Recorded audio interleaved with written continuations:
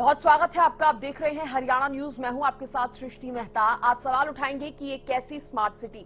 दरअसल smart city Faridabad के पौष इलाके सेक्टर 15A और गांव अजरौंदा से स्कूली छात्र छात्राएं गंदे पानी से निकलकर सरकारी स्कूल जाने को मजबूर हैं। वाहन चालकों को भारी परेशानियों का सामना करना पड़ रहा है।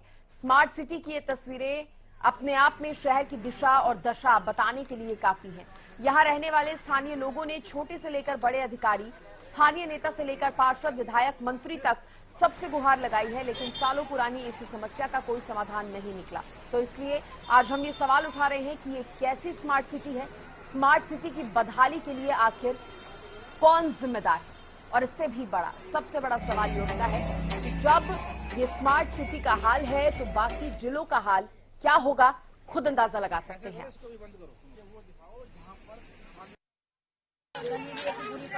यहाँ तो हमेशा ही भर जाता है पानी, बिना बरसात के भी भर जाता है। यहाँ बिना बरसात के भी ये हाल रहता है। बिना बरसात के भर जाता है। यहाँ पे तो सीवर भी नहीं है, यहाँ पे और कुछ सुनवाई भी नहीं है कहीं पर। कोई सुनवाई नहीं है। ये इतने सारे हो गए, ये पानी दिखता नहीं है, दुनिया जा रही है। बच्चे बाद में स्कूल जाते हैं, परेशान होते हैं। कावड़ चढ़ाने के लिए बच्चे कावड़ लेने गए हुए, इतनी मेहनत करते हैं। वहाँ हरिद्वार से लेके आएंगे और यहाँ चढ़ाने के लिए रास्ता बच्चे कितनी परेशानी होती है, स्कूल जाते हैं। ये काफी समय से समस्या है इस पानी की।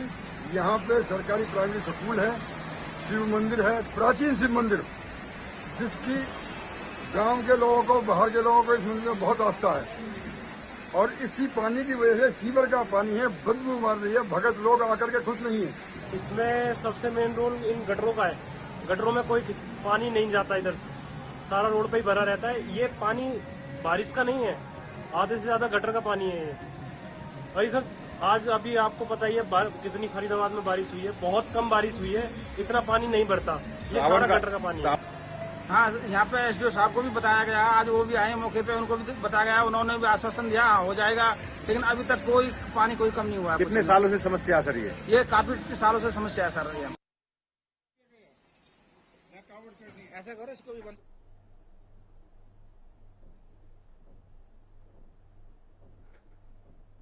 और इसी खबर पर ज्यादा जानकारी देने के लिए फरीदाबाद से मेरे सहयोगी राजेंद्र दहिया मेरे साथ जुड़ गए हैं। राजेंद्र, ये कैसी स्मार्ट सिटी है भाई? लोग कह रहे हैं कि हर बारिश में ऐसा हाल हो जाता है, बल्कि बारिश नहीं होती तो भी इस तरह के हालात बने रहते हैं। सृष्टि, बिल्कुल मैं आपको बता दूं कि यहाँ पर जो गंदगी का आलम है वो कहीं ना कहीं जो स्मार्ट सिटी के नाम से फरीदाबाद को लोग जानने लगे हैं, उसकी ये बहुत ही भयानक तस्वीर यहाँ देखने को मिली है। जो छोटे छोटे बच्चे हैं वो जब स्कूल जाते हैं तो कई बार उस गंदे पानी में गिर जाते हैं। तमाम जो निकलने वाले हैं वहाँ से लोग, वो भी परेशान है और स्थानीय निवासी तो बहुत ज्यादा परेशान है, क्योंकि काफी दिनों से यहाँ पर ये गंदा पानी भरा हुआ है। तमाम अधिकारियों को पता है, तमाम नेताओं को पता है, लेकिन उसके बावजूद भी इस पर कोई निर्णय नहीं लिया गया है, तक इसका कोई समाधान नहीं किया गया।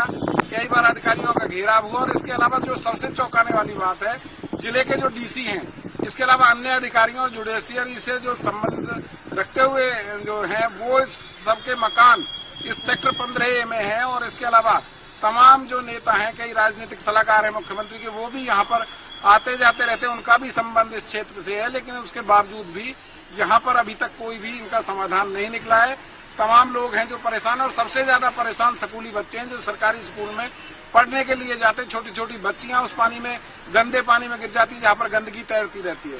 जी सृष्टि। राजेंद्र, वजह क्या है? क्या इसका कोई समाधान निकालने की कोशिश नहीं की गई है? और समाधान है क्या? अगर देखिए, मैं आपको बता दूं, वजह जो सबसे बड़ी है वो ये है, वजह की अगर बात करें तो जो यहाँ पर सिविल लाइन डाली गई है उसमें कहीं ना कहीं अनियमितताएं बरती गई हैं, और वो जो है बंद हो चुकी है, चौक हो चुकी है। इसकी वजह से वो पानी आगे नहीं जाता, और तमाम जो सीवर का गंदा पानी है वो गलियों में भर जाता है।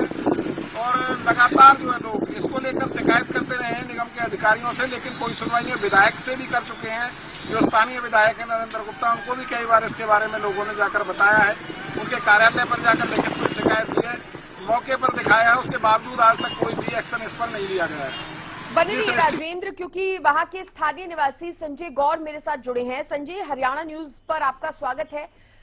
बताइए आपको किन किन समस्याओं का सामना करना पड़ता है, ये परेशानियां कब से पेश आ रही हैं आपके सामने? पहली बात तो मैं आपका बहुत बहुत आभारी हूं कि आप लोगों ने हमारे गांव की समस्या के लिए हमें याद किया। सबसे पहले मैं ये बता देता हूं कि हमारा प्राचीन शिव मंदिर जो है लगभग 400 साल पुराना मंदिर है और यहाँ पे मंदिर के सामने और मंदिर के बराबर में राधा स्वामी सत्संग और बराबर में एक प्राइमरी स्कूल है। वहां पानी इतना भर जाता है, घोंटू जो हमारे घुटने हैं ना, घुटनों से ऊपर तक पानी भर जाता है।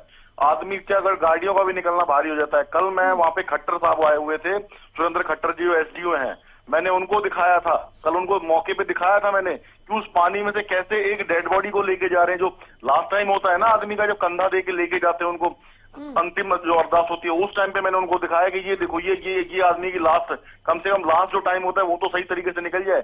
बच्चे पानी में से निकल के जा रहे हैं, गटर खुले पड़े हैं। कल एक बच्चा सुरेंद्र जो खट्टर साहब है उनके सामने खुद उस मैनहोल में गिरते गिरते बचा। वहां पे क्या है मैडम, मैं आपको बता देता हूँ कि एक ना नाजिम जेई है हमारे यहाँ, वो नाजिम जेई सर ऐसा है, मतलब वो ऐसा बर्ताव करते हैं, मतलब उन लोगों के, मतलब मेरे को ये समझ में नहीं आता वो क्यों करते हैं इस काम को। मतलब वो हिंदू मुसलमान वाला सिस्टम कर रखा है उन्होंने कि अगर यहाँ पानी भरेगा तो हम खुलवाएंगे ही नहीं। 2 मिनट के लिए सीवर वाली जो मशीन आएगी उसको निकलवा के ले जाएंगे 2 मिनट में। 2 मिनट भी नहीं लगाते हैं वहां पे, और पानी इतना भर जाता है कि हम लोग ना परेशान हो चुके हैं मैम, परेशान। कल हम लोगों ने, मतलब अब ये बताओ 26 तारीख से 23 से कावड़ स्टार्ट हुई है हमारे यहाँ जानी, 22-23 से, और 26 को मंदिर के सामने सारी कावड़ आएंगी अब चढ़ने के लिए। आज भी कावड़ी आएंगे रुकने के लिए। मैडम कहाँ से किस तरीके से घुसेंगे वो अंदर, जब पानी भरा हुआ है पूरा।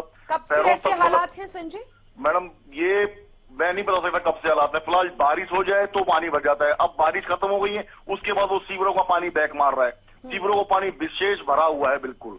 मैं आपको उनकी मौके की जो फोटोज है ना, जो कल की फोटोज है वो भी मैं आपको सेंड करवा दूंगा। इतनी बुरी कंडीशन है हमारे गांव की, इतनी बुरी कंडीशन। आप कह रहे हैं काफी समय से हर बारिश में इस तरह का हाल होता है? बिल्कुल, और हर बार हमें ये आश्वासन दे दिया जाता है कि अब की बार कर देंगे। हर बार आश्वासन ये कि अब की बार कर देंगे, अब की बार कर देंगे, पर वो अब की बार कुछ नहीं। एक राधा स्वामी सत्संग है, लाखों आदमी आता है मैडम वहाँ, लाखों आदमी वहाँ, लाखों आदमी। वो हम खुद सफाई कर रहे हैं वहाँ, सफाई कर्मचारी हमें फोन कर करके बुलाते हैं। एक रामचंद, एक इन्होंने कोई सीवरमैन लगाया हुआ है, वो सबसे बड़ा अधिकारी है वहां पे हमारे ऊपर। वो फोन सुनने के लिए राजी नहीं है किसी का। नाजिम जो जेई है वो सुनने के लिए राजी नहीं है। कल हम मौके पे सुरेंद्र खट्टर जी हैं एसडीओ साहब, उनको हम पकड़ के ले गए, हमने उनको बिठाया कि भाई आज ये समाधान करके जाओ। वो बड़ी मुश्किल से हमारे से हाथ जोड़ के कि भाई मैं अब की बार करा दूंगा, अब की बार करा दूंगा। उन्होंने फिर भी कोऑपरेट किया हमें, पर नाजिम जेई और जो रामचंद्र है इन लोगों ने नाक में दम कर रखा है। संजय, मैं आपसे ये भी जानना चाहूंगी कि आपके सामने, क्योंकि आप वहीं के रहने वाले हैं, कितनी बार हुआ कि इसके लिए इंतजाम किए गए हो, साफ सफाई की गई हो? सिंगल टाइम नहीं मैडम, सिंगल टाइम नहीं किया इन लोगों ने कुछ भी वहाँ। कि सिर्फ खाना पूर्ति करते हैं और चले जाते हैं। इन लोगों का 50,000 रुपए का मशीन का वो है एक दिन का, वो मशीन लगाने तक के लिए राजी नहीं है। अभी सेक्टर से फोन आ जाए 2 मिनट में सेक्टर में पहुंच जाएंगे मशीन लेके। गाँव नहीं है, गाँव में आगे नहीं रह रहे ना गाँव वाले टैक्स दे रहे हैं। उनको तो दिमाग में चल रहा है कि गाँव वाले टैक्स भी नहीं दे रहे हैं। गाँव में आदमी नहीं रहता, सेक्टर में आदमी रहता है। जिस तरह की हालत है हम तस्वीरों में भी देख पा रहे हैं, आना जाना कैसे करते हैं? क्योंकि स्कूल खुल चुके हैं, बच्चों को स्कूल भी जाना होता है, आप लोगों को काम पर जाना होता होगा, ऑफिस जाना होता होगा, तो कैसे करते हैं? बस उसमें आदमी गिर जाता है। जो पानी भरा हुआ ना, जो आपके पास सामने पिक्चर्स भी आ रहे होंगे, तो उसमें आदमी गिर जाएगा।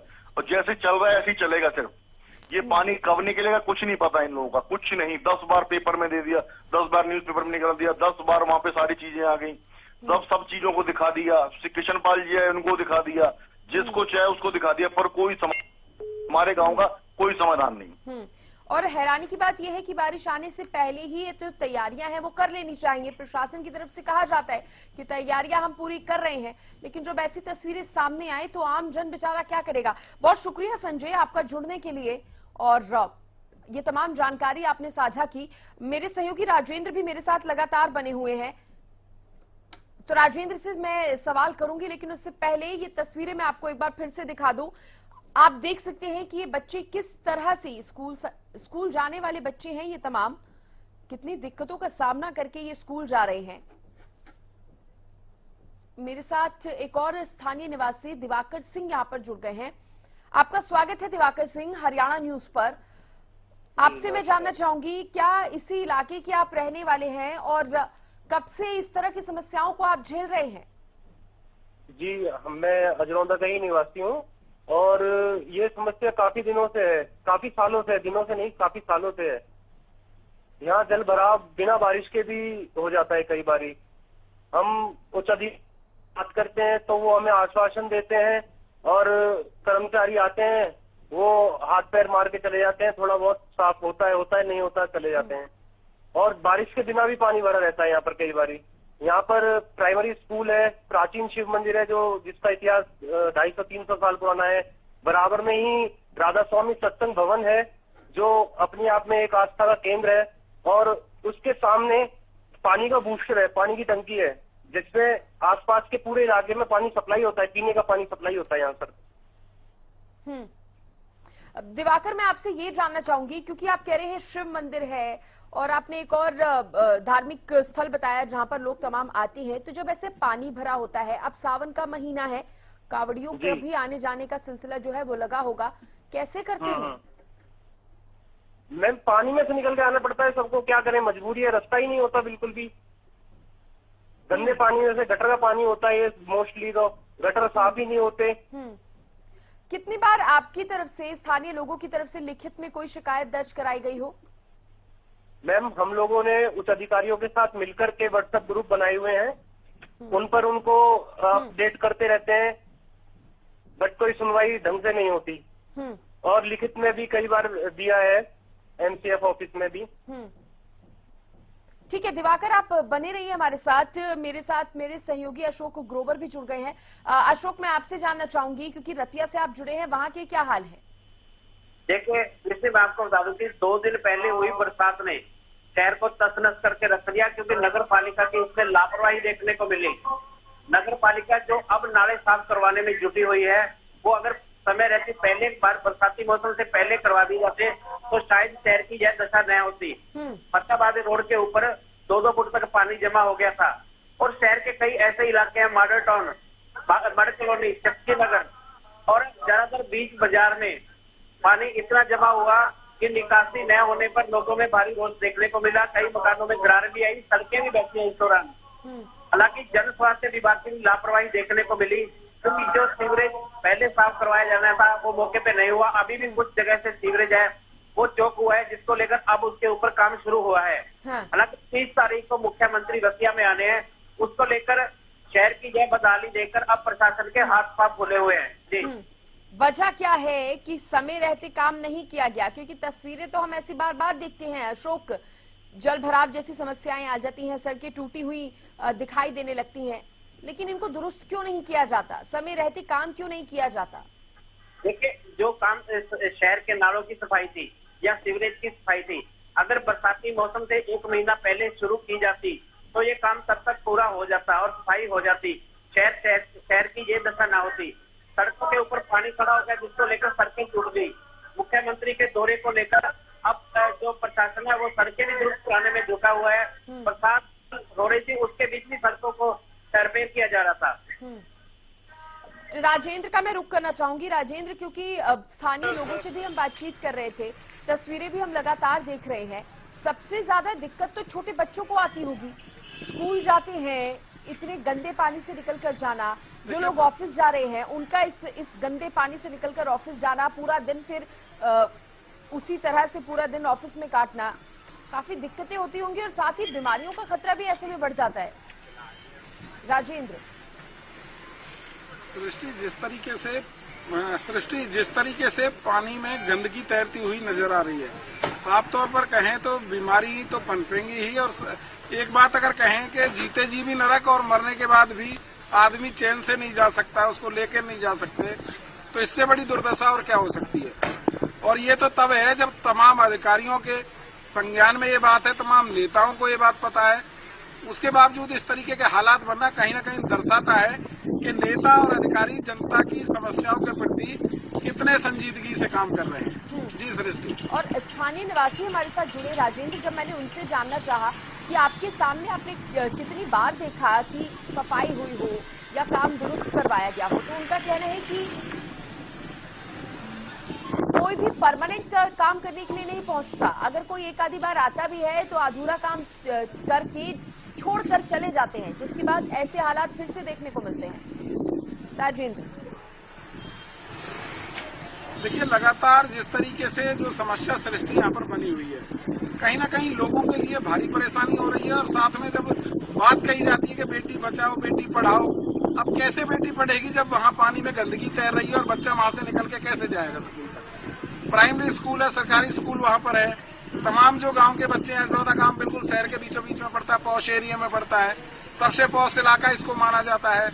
उसके बावजूद इस तरीके की तस्वीरें सामने आना अपने आप में सवालिया निशान लगाता है। और तभी सबसे बड़ी जिम्मेदारी क्षेत्र के विधायक की है। तभी राजेंद्र, आपने विधायक बात के पास कही कि पॉश इलाके का ये हाल है, तो अन्य जगहों का क्या हाल होगा अगर स्मार्ट सिटी का ये हाल है? देखिए, बिल्कुल जब स्मार्ट का नाम आता है तो कहीं ना कहीं किस तरीके का स्मार्ट है ये तो आप देख ही रहे हैं।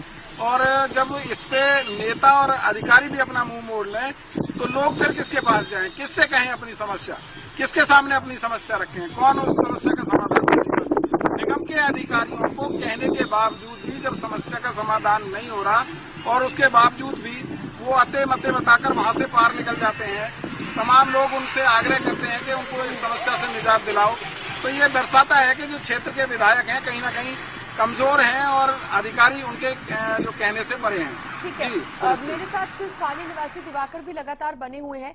दिवाकर, क्योंकि प्रशासन सुन नहीं रहा है, अब आप थक चुके हैं प्रशासन से गुहार लगा लगा के, सरकार से क्या अपील करना चाहते हैं, क्या आपकी मांग है अगर आप रखना चाहें तो?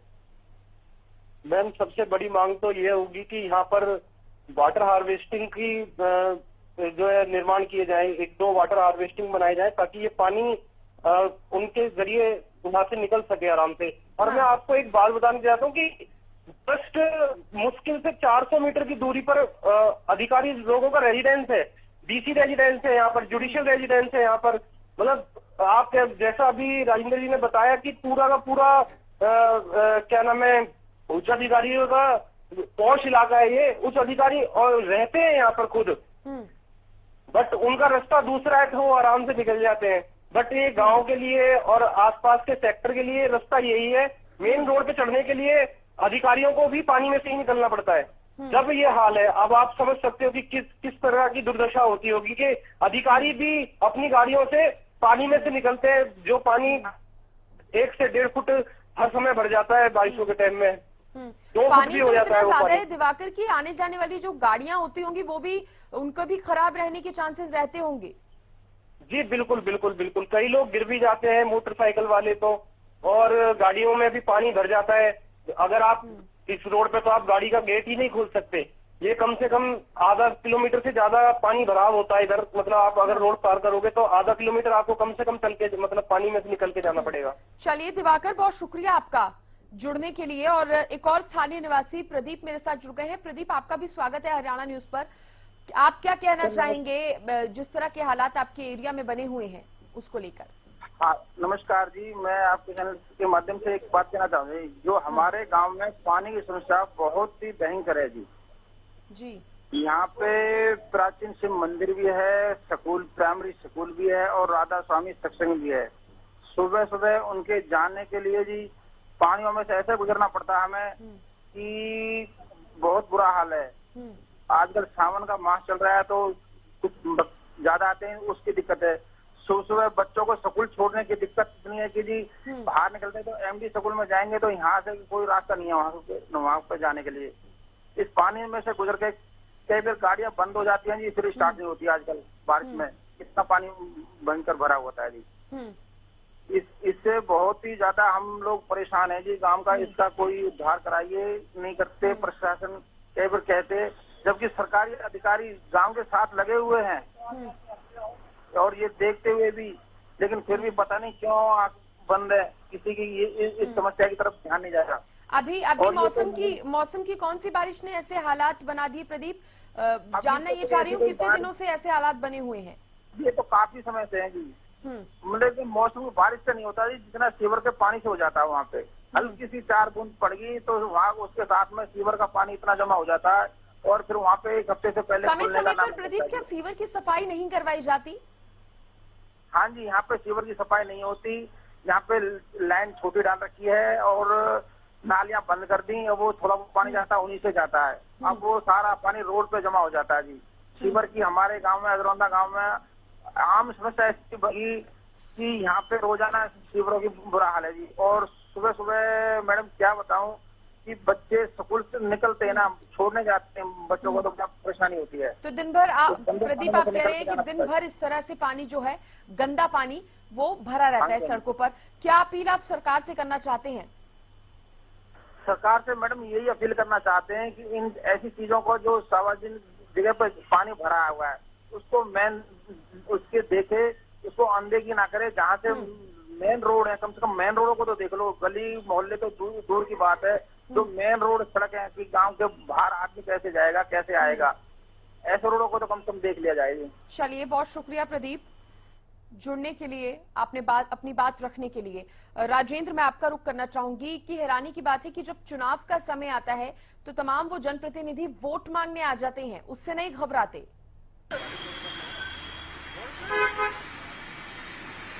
देखिए सृष्टि, साफ तौर पर कहें तो वोटों के लिए लोग सारे वादे करते हैं कि वो जितनी भी समस्याएं हैं उनका जल्द से जल्द समाधान कराएंगे, और ये भी कहते हैं कि पहली कलम वाली जो बात है उसको सबसे पहले बताते हैं कि पहली कलम से आपका ये काम होगा। लेकिन बनने के बाद अब क्या होता है ये समझ से परे है, क्योंकि बनने के बाद भी लोग उनके पास जाते हैं, अपनी समस्याओं को लेके बताते हैं कि भाई हमारा ये समाधान कराओ, लेकिन उसके बावजूद भी कोई जो है संज्ञान नहीं लिया जाता, और कहीं ना कहीं लोग धक्के खाते रहते हैं, परेशान है, पूरी गंदगी में रह रहे हैं लोग। किस तरीके से अपने घर में खाना खाते होंगे, किस तरीके से जाते होंगे, और किस तरीके से अपने कामों के लिए घर से बाहर निकलते हैं, बच्चे उनको किस तरीके से स्कूल छोड़ के आते होंगे, तमाम बातें। पूजा करने के लिए आते हैं तो रास्ते में गंदगी में पैर सन जाता है, उससे कितना लोग गंदगी के बीच में रहकर अपने आप को किस तरीके से जिंदा रखे हुए हैं, ये बात आप सोच सकते हैं। और कहीं ना कहीं दायित्व बनता है नगर निगम के अधिकारियों का, कर्मचारियों का, कि लोगों को इस समस्या से वो समाधान, इसका समाधान कराएं। और विधायक जो है महोदय, उनको कई बार शिकायत की, उसके बावजूद तो क्या इस तरह के हालातों को देखेंगे क्या वो खुद, या उनके आने से पहले अब जो रंग रोगन है, या कहा जाए कि टेम्परेरी काम जो है वो किया जा रहा है साफ सफाई का? मैं आपको बता दूं कि बरसात अभी समय नहीं है कि जो फुटपाथ है उसको रिपेयर किया जा रहा था, बूंदाबांदी चल रही थी, और उसके बावजूद भी ग्रेले रंग की जा रही है, शहर को यानी कि फर्जी तौर पे चमकाया जा रहा है। हालांकि इसके ऊपर पैसा खर्च बहुत हो रहा है, लोगों में इस बात को लेकर रोष है। लोगों का कहना है कि मुख्यमंत्री का कार्यक्रम काफी समय पहले बना था, अगर प्रशासन समय रहते इसको अच्छे तरीके से करवा देता तो जो पैसा लगना है वो वेस्ट नहीं जाता। हालांकि शहर के अंदर जहाँ तक सड़कें हैं, पानी के कारण अभी भी टूट चुकी हैं, बैठ चुकी हैं, उसकी रिपेयर हो रही है। ऊपर से बरसाती मौसम है, कैसे ये सड़कें ठीक रहेंगी? लोगों में इस बात को लेकर भी रोष है। चलिए अशोक, बहुत शुक्रिया आपका। राजेंद्र, आपका भी बहुत शुक्रिया तमाम जानकारी देने के लिए। तो देखिए, बारिश के बाद जिस तरह के हालात बन जाते हैं, सवाल यही खड़ा होता है कि इस तरह अगर स्मार्ट सिटी के हाल होंगे तो बाकी जिलों का क्या होगा, और बाकी जिलों से भी कुछ इसी तरह की परेशान कर देने वाली तस्वीर सामने आती है। देखने वाली बात होगी कि कितनी जल्दी इनकी सुनवाई होती है। फिलहाल इसी के साथ इस बुलेटिन में इतना ही। देखते रहिए हरियाणा न्यूज। नमस्कार।